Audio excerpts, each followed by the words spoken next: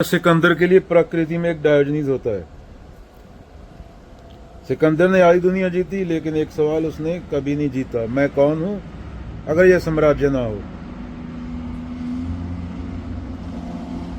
उसका शरीर वही था जो किसी चरवाहे का होता। भूख लगती, प्यास लगती, नींद आती, चोट लगती, लेकिन उसके दिमाग में एक बीमारी थी, सोच थी महानता की, महान बनने की। प्रकृति में कोई महान नहीं होता।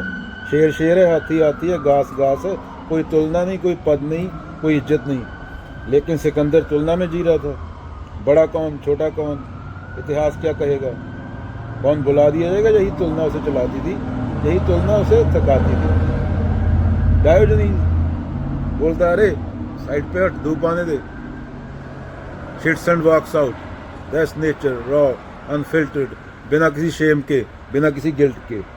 डायोजनीज के पास कुछ नहीं था, ना घर, ना कपड़े, ना पद, लेकिन अधूरा नहीं था, क्योंकि अधूरापन भी एक विचार है।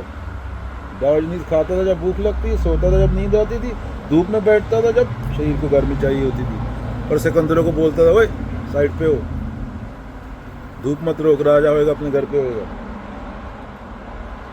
धूप किसी राजा की नहीं होती, ना कि साम्राज्य की होती है। सूरज किसी राजा के लिए काम नहीं करता, हवा किसी राजा के लिए नहीं चलती, किसी प्रधानमंत्री के लिए नहीं चलती।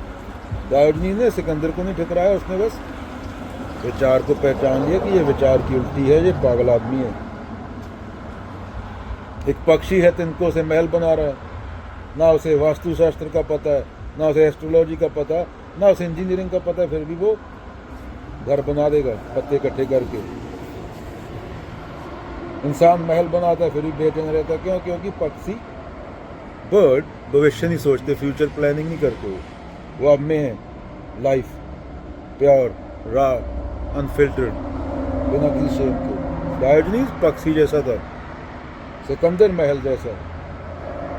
प्रकृति किसके साथ है, सवाल उठता, क्योंकि डायोजनीज सही था, क्या सिकंदर गलत था? प्रकृति को इस सवाल में 0% इंटरेस्ट है, रुचि है। प्रकृति किसी का पक्ष नहीं लेती, वह सिर्फ देखती है कौन उसके साथ बह रहा है, कौन उसके खिलाफ तैर रहा है। सिकंदर बहाव के खिलाफ था, डायोजनीज खुद बहाव था। हाथी को नहीं पता वह ताकतवर है, शेर को नहीं पता वह राजा है। यह जानना सिर्फ इंसान की बीमारी है, सिर्फ सोच की बीमारी है। सिकंदर जानता था कि वह राजा है, ये उसकी कमजोरी थी। डायोजनीज को कुछ पता नहीं था, यही उसकी आज़ादी थी। मृत्यु का अंतिम सच क्या होता है? सिकंदर कम उम्र में मर गया, इतिहास ने उसे महान कहा, लेकिन इतिहास उसकी लाश को नहीं बचा सका, वो मिट्टी हो गई। डायोजनीज भी मरा, लेकिन उसने कभी महान बनने की कोशिश नहीं की। दोनों मिट्टी बने, एक फर्क था, एक जीवन भर भागता रहा, दूसरा मजे लेता रहा बैठ के। आज का सिकंदर, आज भी सिकंदर जिंदा है। कॉरपोरेशन में, राजनीति में, धर्म में, सोशल मीडिया में हर रोज बाबा उल्टी कर रहे हैं। हर कोई याद रखा जाना चाहता है, हर कोई सफल कहलाना चाहता है। डायोजनीज अभी भी जिंदा है, एक कुत्ते में, एक इंसान में, एक पेड़ में, एक पेड़ के नीचे बैठे आदमी में, जो सिर्फ सांस ले रहा है बिना कहानी बनाए। कौन जीता? यह कोई मुकाबला नहीं था डायोजनीज सिकंदर का। प्रकृति में जीत हार नहीं होती, लेकिन अगर पूछना है, वह जीता जिसे कुछ साबित नहीं करना पड़ा।